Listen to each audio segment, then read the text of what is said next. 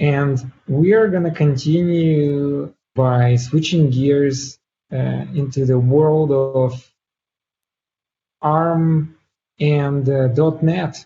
It's our first talk on .NET at Performance Summit. I'm very excited about it. As Kunal Pathak is going to talk about the insane amount of performance work that went into .NET 5 when it comes to ARM64 improvements. Hello everyone, my name is Kunal Pathak, and today I'm going to talk about the ARM64 performance in .NET 5. Usually in the live session, when I'm presenting this live, I ask audience if they can guess what this graph represents. But today I will just tell you like it is just the Microsoft stocks from year to date. But yeah, people make various kind of guesses, so that's interesting. So let's move on. So about me, I've been in Microsoft from last 10 years. More than half of the time I spent on the compiler teams because I love the compiler domains and doing the performance investigation around that. I'm right now part of the JIT team of .NET Runtime, and previously I was a part of Chakra team, which is a JavaScript engine that we used to ship in Edge or Internet Explorer. I'm also a collaborator of Node.js and Node Chakra Core projects. And yeah, below is the link to my personal blog page. So before I start about the talk, let me give a brief history of ARM and .NET Core. We added ARM32 support in the legacy JIT engine back in when we shipped .NET 2.0. And then by December 17, we ported that ARM support to the new engine called RUJIT, and this is the new engine that the currently we ship as part of .NET Runtime. In .NET 2.1, the RUJIT added support for ARM64 as well, and then by .NET 3.0, we had an official Linux ARM64 released. In .NET 5, which is is a release candidate by now, we have also shipped ARM64 for Windows, and you can see like the progress is tracked in the issue that I have highlighted. So when we were doing all of that, we tried to focus our attention on basically like having the functional parity with the x64, like the functional correctness of the programs. We hardly spent any time in evaluating the code quality that we generate for ARM64 target. So the goal for our ARM64 as part of .NET 5 was we needed to improve the ARM64 performance for certain server-side scenarios like machine learning, ASP.NET. We wanted to make sure that we stand on parity with the x64 code that we generate, like the code quality is on par or equivalent to x64, and we are not like super regressing any of those scenarios on ARM64. We wanted to have like a comparable code generation that the Microsoft Visual Studio C++ team does today for ARM64. So just like that was like a kind of a like baseline for us to drive this efforts. And definitely like there was no goal that we wanted to compete with any non-Microsoft languages that run on ARM64 or to beat their performance or anything like that. We just wanted to make sure that the code quality we generate for ARM64 target is good. So here's the outline that I will be talking in this presentation. Like first, I will describe like what were the planned optimizations that we had to improve the performance of ARM64 on ARM64 platforms, and then I would also talk about some of the open-ended investigation that we had to do to improve the performance of ARM64. And I will be using or referencing many like pull requests or issues in GitHub, and in the footer you can see there is a link to our repository of .NET Runtime. So just a disclaimer, there is a lot of assembly code that you will see on the way. So just in case you are not familiar seeing this, like just a warning for those folks. So the first is like how did we optimize some of the .NET libraries using ARM64 intrinsics.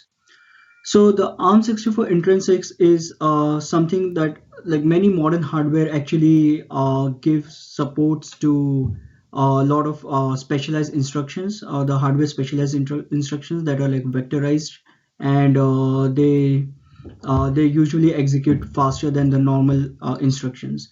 So for example, like the system runtime intrinsics namespace has this vector 64, vector 128, vector 256 data structures that actually operate on like vectorized formats, like vectorized data, like in machine learning and things like that. So in the past, we already had exposed those instructions for x86 intrinsics, like for various, like if you see AES, AVX, all those type of hardware instructions were actually exposed using .NET APIs. And what that served is like if a .NET user want to use these instructions, if he know that he knows a hardware on which his application is going to run, he can just use this .NET APIs to tell the compiler to, hey, I want to emit like this exact instruction for my application because I know this is the hardware on which my application is going to run. So what we will do is like we'll just honor that, and then we will just generate those instructions. And then like since there was no easy way earlier to do that, like we expose these instructions in various like in the .NET APIs format, and which we call as intrinsics. So as part of .NET 5, we also added some of the many like around 360 APIs to expose some of the hardware instructions for ARM platform. So that was like a huge effort that we did in .NET 5. Now, sure, like we expose these APIs to the user, but we also wanted to take advantage of those APIs in our own .NET library code. So what we did was today there are like a lot of APIs that actually uses those intrinsics for x86, for example. Like there already are the .NET library code is already optimized by using those instructions to actually execute faster. So what we did is like we we we picked those APIs and we also optimized them using the ARM64 intrinsics that we added. So even those APIs that were earlier faster just on x86 or x64, they were also faster, equally faster on ARM64 platforms as well. So just to give an example, here like let's imagine that you have a this is a bit operations leading zero count method which just counts the number of zeros or leading zeros in a number. And before .NET 5 we used to generate like huge code to do that calculation for ARM64. We won't go through the detail of like what it does, but you can see like there was like a lot of code to calculate that value. Now in ARM64 in .NET 5, what we did was like we exposed a API called leading zero count, which actually like this is the API that we expose, and what it does is like the JIT actually emits that single instruction for that counting the leading zero count. So if you see now like big earlier there was like huge code that was generated, now there is just single instruction that got emitted, and of course like the code size reduced and the performance is faster now for this particular API. So this is just like one example, like when I say like we intensified our API, that means like we are actually using the ARM64 intrinsic instructions to optimize that API. In this case, it's like leading zero count. So we intensified leading zero count using ARM64 intrinsics.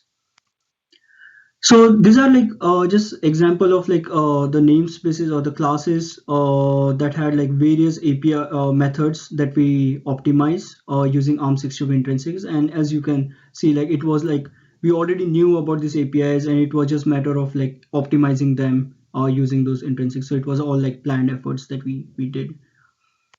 Uh, just to throw some numbers, like the bit operations, there are like bunch of APIs like log, finding the log to pop count, leading zero count, and we see massive improvement in those APIs when we optimize them for the using ARM64 intrinsics.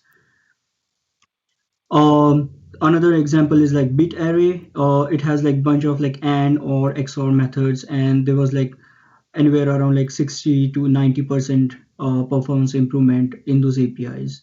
So now these APIs run faster if the .NET application is targeted for ARM64. And they were running faster on x86 and x64 because those APIs were already intrinsified for the x64 platforms.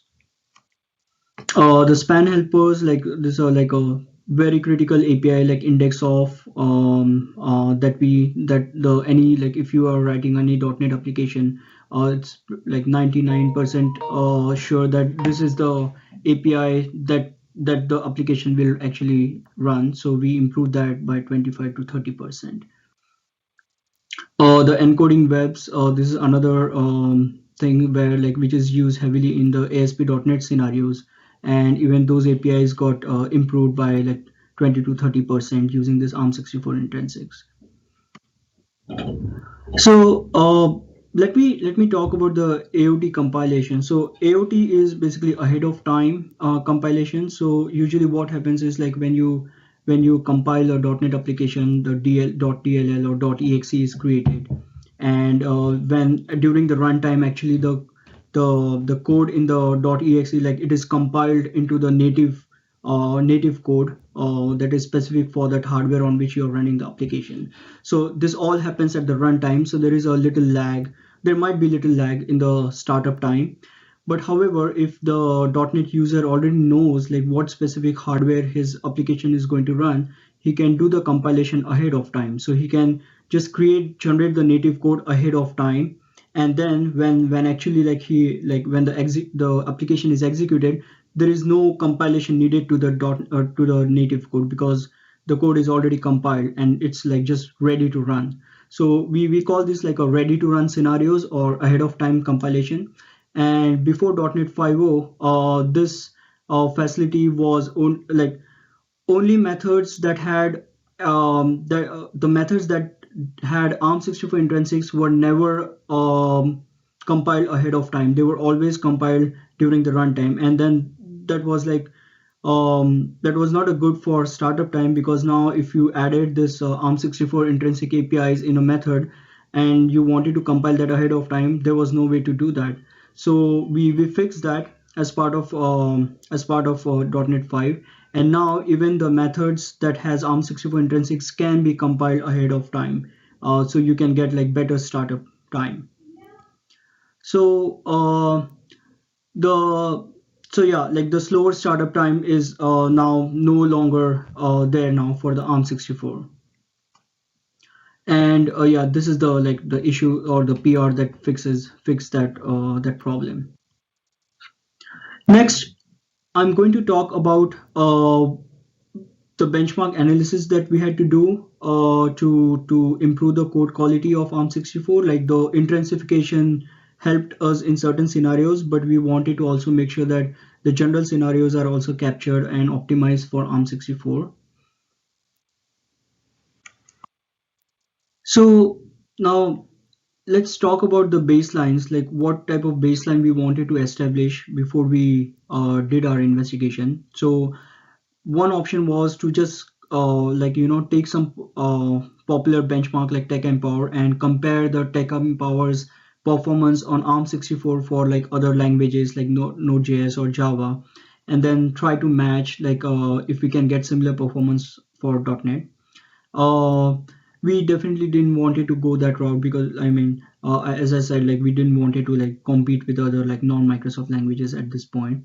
We could check the code quality that Clang or GCC had for ARM64, or otherwise like we could just compare take some like benchmarks that Microsoft VC++ actually runs and like compare its performance on ARM64. Again, like that was not a apple to apples comparison, because there is like the benchmark and the .NET runtime and the C++ is like very different because the libraries and the runtime involved in it.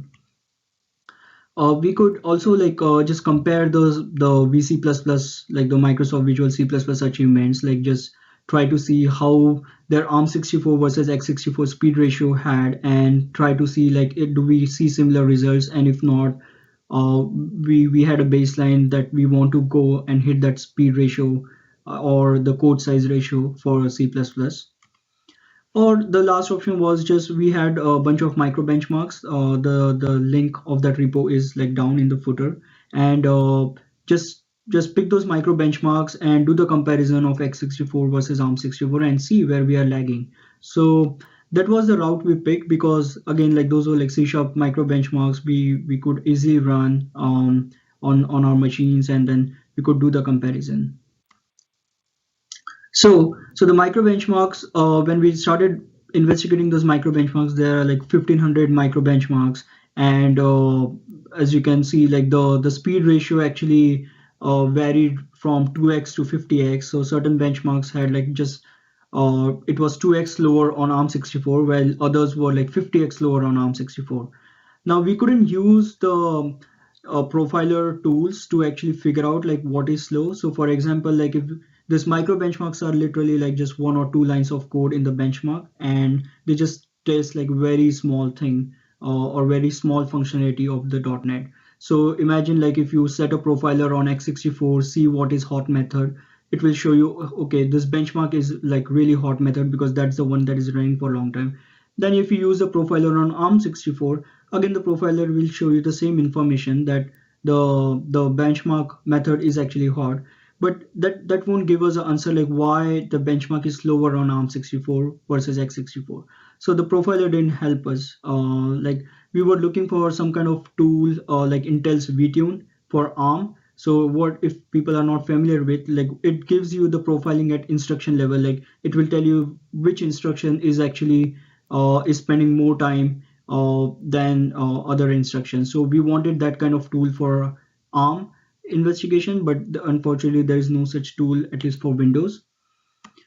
So the strategy that we took was, first of all, we just wanted to focus on Windows for now, because like again, like when the in the JIT, all the intermediate language that we generate, like it is same for all the platforms. So it doesn't matter like whether we pick Windows or Linux. It's just like we picked Windows because there were like a lot of tools that we were familiar with. So we can focus our investigation on one platform. But whatever we found, like those things were already applicable for all the other platforms and all the other platforms like Linux. We started like picking some outliers from the comparison report of like which benchmarks deviate more than others, and then just run those benchmarks, see the ARM64 code that is generated, and compare it with the x64 code that is generated, and then try to make a sense out of like what is lagging in ARM64 that tells like why it is slower for running those benchmarks. And yeah, like we wanted to have a time bound, so we try to do this exercise for like a couple of months, and then leave other like last months for like for the fixing the actual issues that we found. So if you see like the like before, yeah, so if you see at this point, like the first issue that we found out was the memory barriers. So the ARM memory model is a weakly ordered memory model compared to like other architectures like Intel or AMD. So basically, like the reads and writes can be rearranged or reordered by the processor if the processor sees that it can get more performance benefit if it does that. So your like the whatever read and write the .NET users want, like it's not guaranteed that it will stay same when executing on ARM. So what if you want to write a application that uses like multi-threaded in the multi-threaded environment? In that case, like you use some kind of keyword in the language, like volatile, for example, that will actually tell the compiler as well as the processor not to move those instructions beyond a particular point. So the point which we add like a kind of fence is like called memory barriers. So basically it tells the processor that, hey, beyond this memory barrier, don't move the instructions back and forth. So for example, like if you see this this piece of code, in this case, like this tables underscore tables, and underscore count per lock. Those are like two variables. Like tables is a volatile variable and count per lock is a field, which is again a volatile field on that structure. And if there are like volatile variables in the ARM64, we were generating this instructions called DMB, and DMB is like a memory barrier instruction. So it tells that like the instruction should not be rearranged if there is a memory barrier instruction. So the LDR won't be moved, like this LDR won't be moved after this DMB instruction. So like it is good in a way, but then the DMB instructions are itself very costly to have. So it is good idea to have like fewer DMB instructions as possible. So like if we just go to the like if you see this code, like we were trying to access the volatile variable inside a for loop, and hence we were generating this memory barrier instructions in a for loop. Like if you see this is a for loop, this is a loop code, and we were generating like 4 memory barrier instructions. So just hoisting or like just caching those variable values outside the loop helped us like eliminating all those memory barrier instructions, and that gave us like around 30% win in concurrent dictionary APIs. So this code is from the concurrent dictionary APIs of C#. Other thing that we noticed was like certain operation like a mod b. Today we were generating this kind of code where we were doing a right shift and then left shift and then doing the subtraction. We could easily do some kind of like this if the b is power of 2. So we found out that, and like we are tracking that issue and trying to do this optimization. Other is if like a is a signed int and b is a variable. Today we were generating this like 3 instructions like division, multiplication, and subtraction. But in ARM you already have an instruction that combines this multiplication and subtraction. So we could easily do just m sub. We can eliminate one instruction in this operations. So there are the details in this issue. The structures. So in C#, like when we pass the structure, so example like in this case, like in this API check, we are passing 2 variables. Both are of type struct, my type. And here what we do is in this call, we are just like passing it to the operator. So we are taking those parameters and passing it further to this method like an operator. And here in the generated code, if you see, we are actually like storing those values. Like these are the parameters x0, x1, x2, x3. We are storing it in a stack and then trying to load it back from the stack and then calling the method. So this is like very, it degrades the performance, like because we are now accessing the memory. Instead, like there is no need of storing these values on the stack because we are trying to load it again. So we detected this kind of issues that we try to fix in .NET 5. ARM64 and large constants. So in ARM64, like all the instructions have follow the fixed size encoding, and what it means is like every instruction is just like can be 4 bytes long. So imagine if you have a constant, a large constant that you want to have in the instruction, you can't have that constant in just a single instruction. So let me give an example. Like if you see this code, like there are 2 constants in this method, and this is the code that we generate for x64. So in x64 we just like take that constant, this is the hex equivalent of this decimal value, and we just do a addition or whatever operation we want to do, and then for ARM64, we actually can't embed this constant in a single instruction. So what we had to do is we had to actually generate that constant in 2 steps. So first we actually load a part of that constant, and then the second step we generate like another like half of that constant. So there is actually a typo here. This 45 should be actually 2D in the hex. So here like we took 2 instructions to create that constant before performing any operations on it. Same here, like we had to generate 2 instructions to construct that constant before we did any operation on it. So we thought about this, and like one thing that we fixed is to do common sub expression elimination. So for example, example in this slide, if there are like two constants that we load, so like these two constants, and if they differ by a certain offset, what we can do is like we can load one constant, but then we can generate another constant by doing addition or subtraction. So that eliminates like two to three instructions that we had to emit. So we fixed this issue, and now like for the large constants, if there are like more large constants in the C sharp or in the like F sharp, we actually eliminate those by doing this trick of doing a common sub expression elimination. Array accesses were also were interesting. We noticed for ARM64, the code we generated for ARM64. So for example, like here, there is a while loop, and you try to save like one in this array sub I, and every time you increase this value of I to save the value in the next element address, next array address. And in x64 it's simple, right? Like you just calculate the next element address, and then you save one into it, and that's it, and you just execute this in a loop.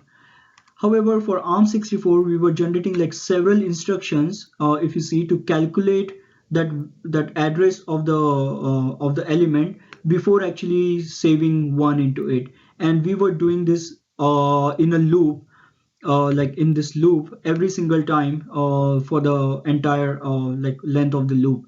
So we were doing this like three instructions every time in the loop, and that was not very optimized.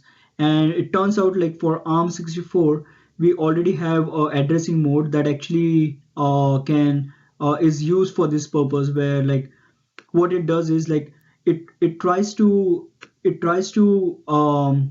access or save the value into a register, and then it auto increments the value of x1 by 4 or whatever number you say. So in the next time when you call x1, it already is auto incremented.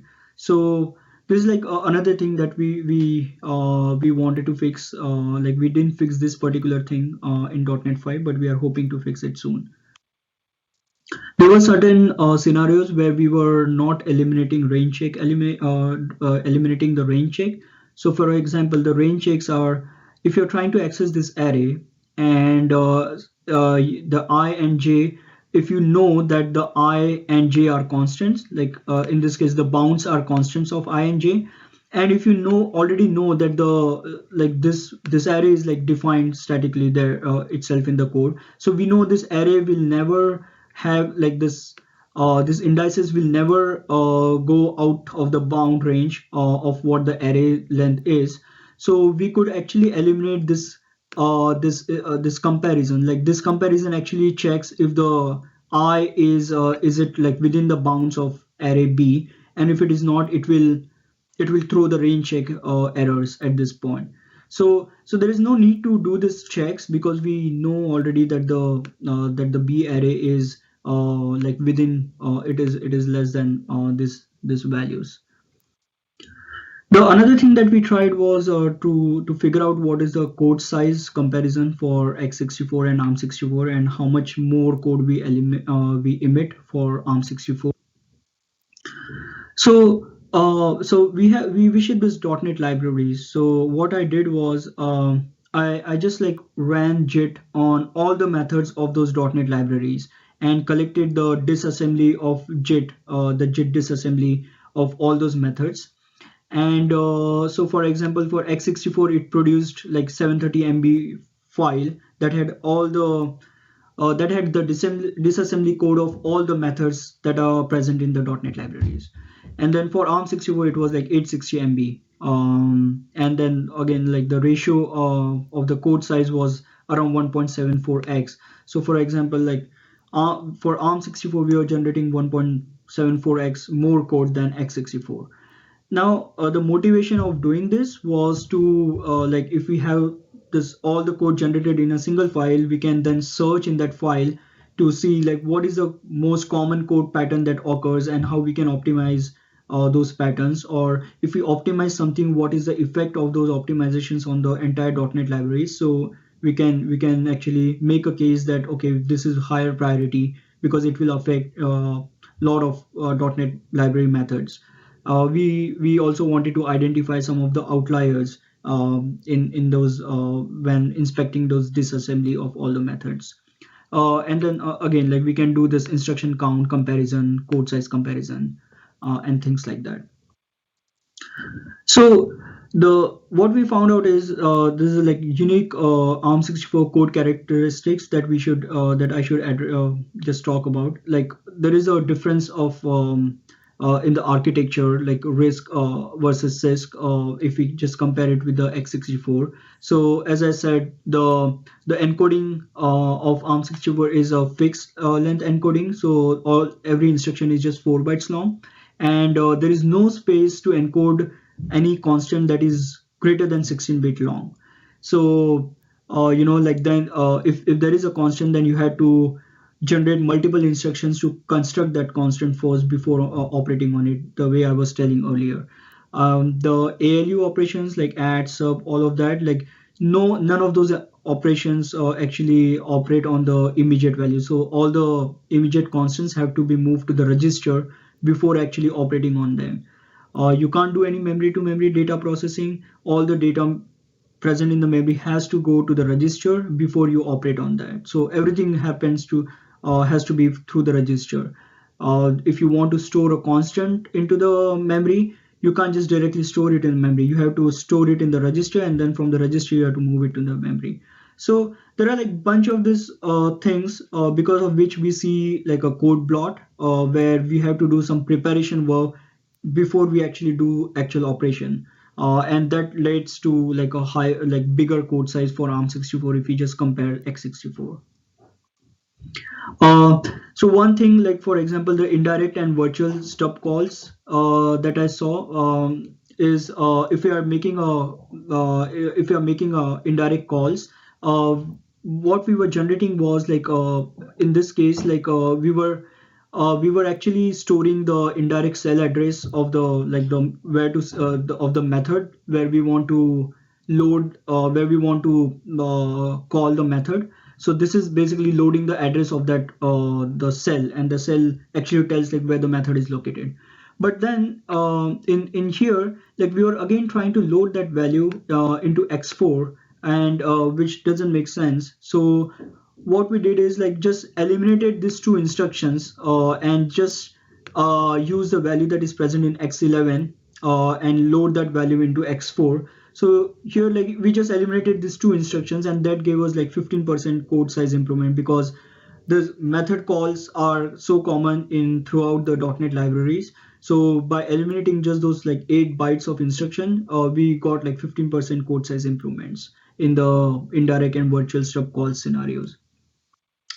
Another thing we found out was we do something called as return address hijacking, and what happens is like when .NET runtime needs to trigger a GC, it needs to bring the user code to a safe point, and the way we do is whenever there is a method entry or method return, we actually save the return address. Like in this case, it is LR is the return address, and whenever if there is a need of GC, we actually hijack that return address and instead put the address of our .NET helper. So when the method actually returns to the LR address, it actually returns to the .NET helper, and where we actually trigger the GC. And once the GC is complete, we again resume the execution of the user code by restoring that LR value. So this only has to happen in ARM64. Like for x64, we actually do it by loading that return address from the stack.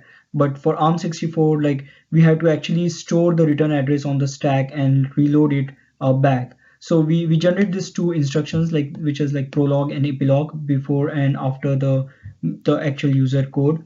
And we found out there are like 23% of the methods didn't generate this prologue and epilogue for x64 because the return address is already available on the stack. So if you see, like there are like 4 instructions that we were generating for 23% of the methods that were not needed for x64. So that was like another like reason for the like huge code size for ARM64. We also did some experiments with the inline heuristics. Currently, like whenever there is a call to a method, we try to see if that callee can be inline inside the caller, and we have certain heuristics that determine whether it's beneficial to inline that callee. And all those, like one of the heuristic is size, like if the size of the callee is below certain threshold to decide whether it can be inline or not. And the size heuristic is based on the x86 instruction code instruction sizes. So definitely, like it's something that is not might not be worth for ARM64 scenarios because of the code blot that I spoke earlier. So we also experimented with the inline heuristics that didn't give us much benefit. So we just hold on we just hold off on that experiment, and we didn't do anything for this for the inline heuristics. The last part is the peephole analysis that we did for ARM64 performance. So I ended up like, if you know, remember, like there was this 800 MB file that contained the disassembly code, and now if I want to find certain certain instruction sequences, it is so hard to find those instruction sequences. So I just like ended up writing a small parser tool that just like scans through that assembly code and try to find out as much like whatever instruction patterns that I'm interested in. And it helped us like trying to get like code size, total instruction count, and also like the impact of peephole analysis.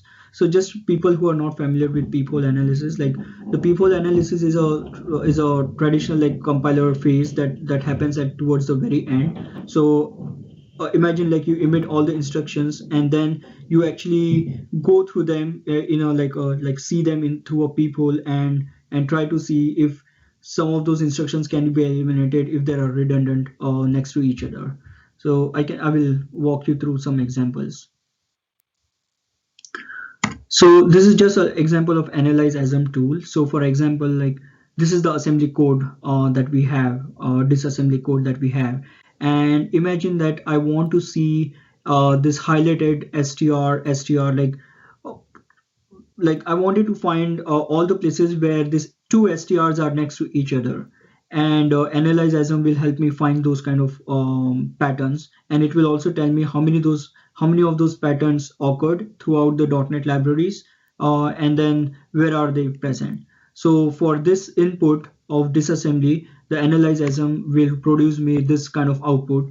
It will tell me exactly the line number of disassembly code where those str instructions are present, and it will also tell me that throughout the .NET library methods, all the methods that we jitted, there are like this many occurrences of that pattern in this many methods. So it was very helpful for us to figure out if we should do some kind of peephole and optimization for a particular pattern that we were interested in. So it gave us a like good data point.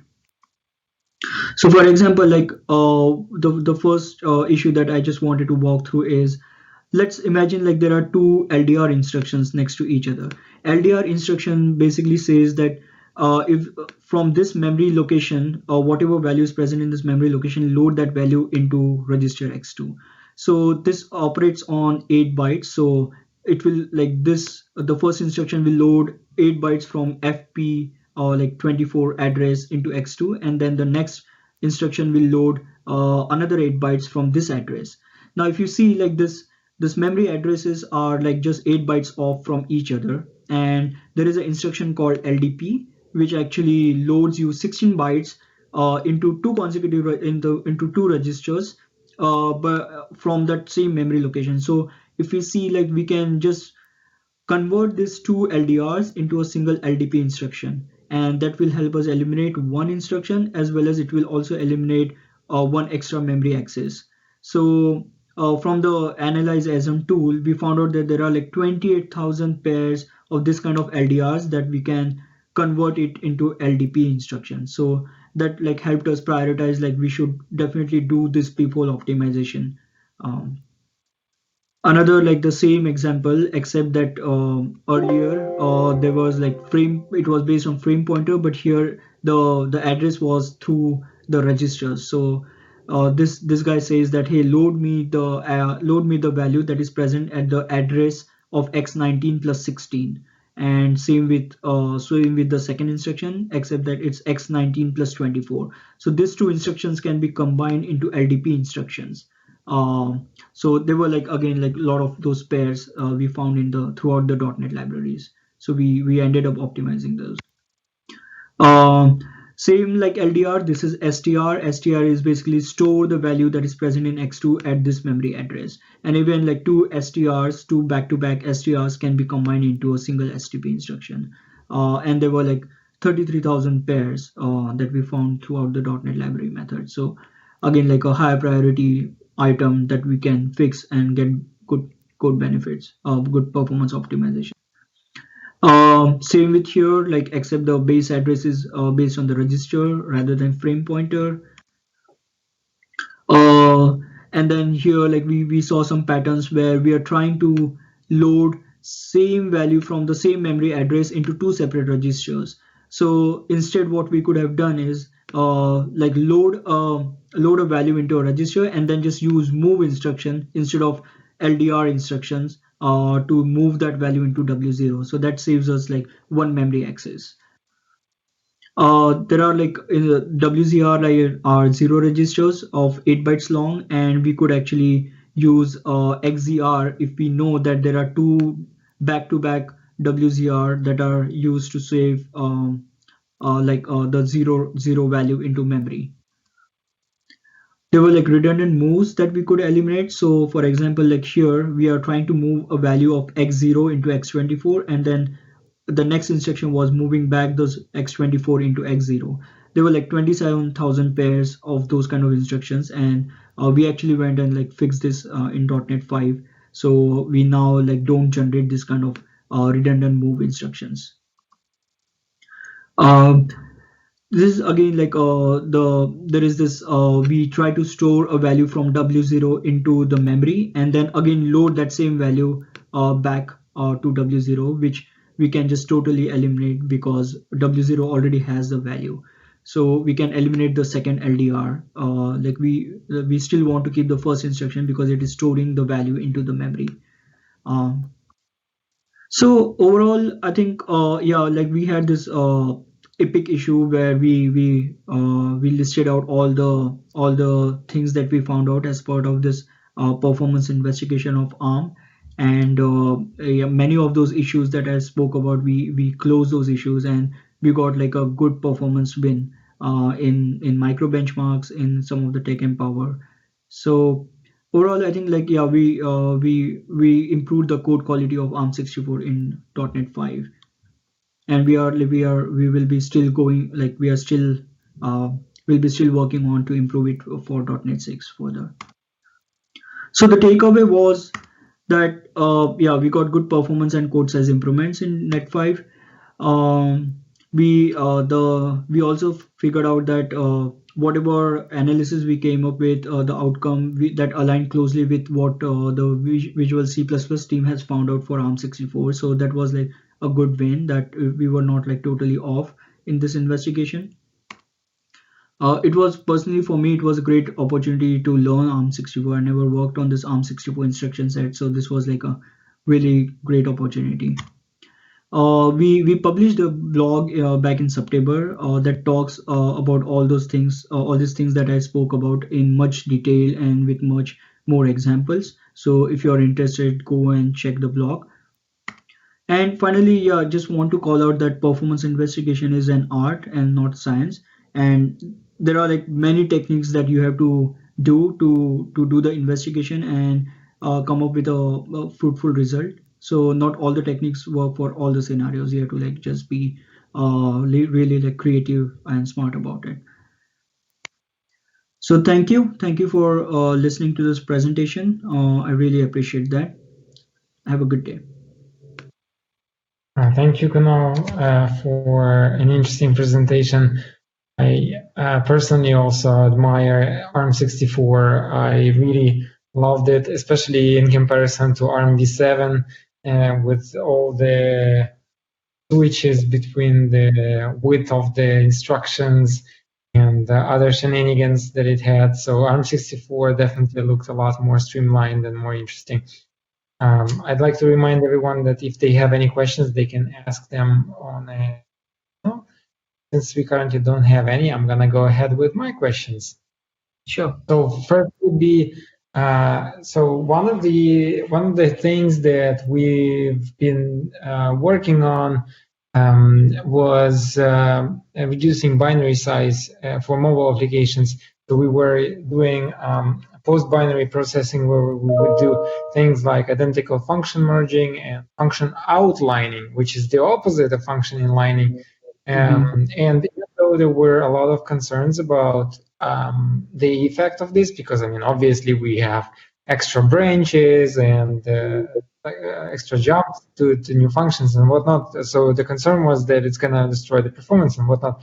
But in practice, it actually sometimes even sped up performance because we had better instruction caching behavior. So more things could fit into the instruction cache, and in practice, it actually worked out very well. So I'm curious if you've experimented with the outlining in JIT. Yeah, so I think like there are like a lot of factors that can show this behavior difference, like especially in performance. Like recently, I think like we are working on the code alignment where you want to make sure that you align the code to like 16-byte boundary or 32-byte boundary, and you never know like if you do like this kind of like function outlines and things like that. Like yeah, you have to first make sure that like wherever you're emitting the code, like if those are off the boundary, then even like no matter how much optimizations you do during the compilation, if there is this like lot of processor factors that come into picture, and it might be very tricky to pinpoint on those factors, I guess. So it needs like I think careful support from the runtime to make sure that the memory that you get to generate that code is actually aligned, especially like in this later phases of code generation. So, but so you haven't tried outlining, or have you? We haven't tried outlining. The inline is the only optimization that we try. We are I think exploring the outline as well. But right now that's not on the plan of like .NET 6 at least. I guess it's a somewhat tangential question, but I'm still very much curious based on the discussions we had previously on all the high-level data structure optimizations and whatnot that can be performed at the JIT level. I'm curious if you are also looking into that area where you would maybe automatically tune the data structures, or maybe even do things like. So one of the things I remember when I joined Bing was that Microsoft Bing, when we were encouraged to always put the initial values for things like array lists and whatnot, just because then you may potentially reduce the chances of having extra allocations at runtime and whatnot. And I was like, geez, like this makes no sense. Like why would it help? Like the JIT should be smart enough. How hard could it be to just see what is the common value that we usually pass? Like what is the common size of this data structure, and just allocate it using that number? Like why the hell do I need to know, and how am I even supposed to know what would be the acceptable range of values? So do you have anything like that in JIT? Yeah, so for talking about the data structure, like we do those kind of optimizations. So for example, like if you have structs and you like pass that as parameter, like if wherever like in whichever architecture supports like multi-register values passing, like we just pass those fields as registers instead of like saving that like through the memory from the stack. So if we do that, we also have bunch of loop optimizations related work where user don't have to write their loop in smart way. Like we will just do some common like loop optimizations, like loop unrolling, and hoisting the common code, invariant code outside the loop. So that's I guess all there. It's just like, yeah, sometimes we might not hit, like, I think all the possible type of code that user write, we might not optimize. So for example, like, we currently don't do range check elimination, and it's like just on our backlog, I guess. But I agree, like, ideally, yeah, no matter, I think, like, what user code writes, like, JIT should be able to catch, like, I think 90% of those cases. And again, like, it's hard to catch the remaining 10% because you also have to keep the throughput in mind. Like, you can't do analysis forever to come up with the best quality code, I guess. So that's my take. Well, awesome. Well, thank you so much. I actually have a bunch of more questions, but we are a little bit behind the time. But fortunately, we're going to have you as part of the panel discussion. So I hope to continue this discussion during our panel. Yep. Thank you so much again, and I'll see you soon at the panel. Yep. Thank you for inviting.